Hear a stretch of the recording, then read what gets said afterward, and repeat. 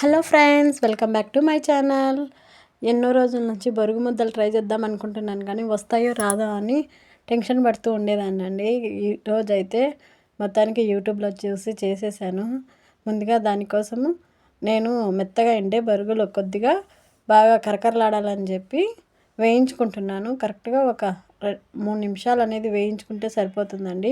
బొరుగులు అనేవి కరకరలాడతాయి, ఎందుకంటే మనకు మెత్తగా ఉంటే టేస్ట్ అనిపించదు కదా బొరుగు ముద్దలు. మా సైడ్ అయితే రాయలసీమ సైడ్ అయితే బొరుగులు అంటారు, ఇక్కడ తెలంగాణ సైడ్ ఏమో మరమరాలు అంటారు. ఒక్కొక్క చోట ఒక్కొక్క పేరు ఉంటుందండి.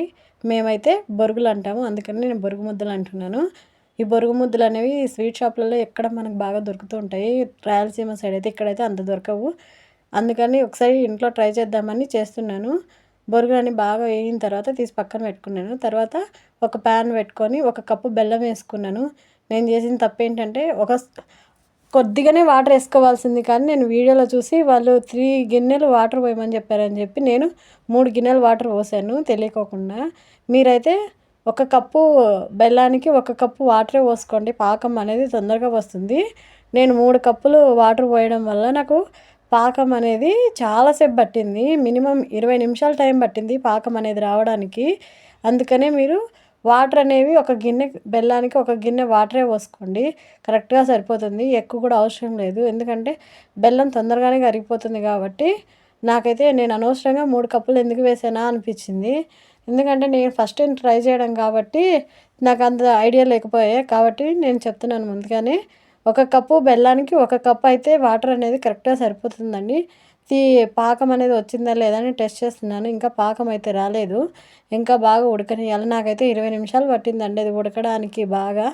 చూడండి, గిన్నెలో వేసి చూస్తే కింద గిన్నెలో అనేది పాకం అనేది అట్లా ఏర్పడాలి, ఇంకొంచెం గట్టిగా అయినా పర్లేదు. అన్నీ పాకం బాగా ఉడికిన తర్వాత, బాగా చిక్కగా అయిన తర్వాత మనం వేయించి పెట్టుకున్నాం కదా బొరుగులన్నీ, వాటన్నింటినీ అందులో వేసి ఒక 2 నిమిషాలు పాకం అంతా బొరుగులకి కలిసేటట్టు వేయించుకోవాలి. బొరుగు ముద్దలు అనేవి మనము వేడిగా ఉన్నప్పుడే చుట్టుకోవాలండి, చల్లగా పోతే అతుక్కుపోతాయి, రావు ముద్దలు అనేవి. అందుకనే వేడిగా ఉన్నప్పుడే బొరుగు ముద్దలు అనేవి చుట్టుకోవాలి. వేడిగా ఉన్నప్పుడు చేయి కాలుతుంది అనుకుంటారు కదా, కొద్దిగా వాటర్ అంటుకొని చేతికి ముద్దలు అనేవి చేస్తే వస్తాయండి. ఖచ్చితంగా వాటర్ అంటుకొని చేయాలి, లేకపోతే ముద్ద అనేది రాదు.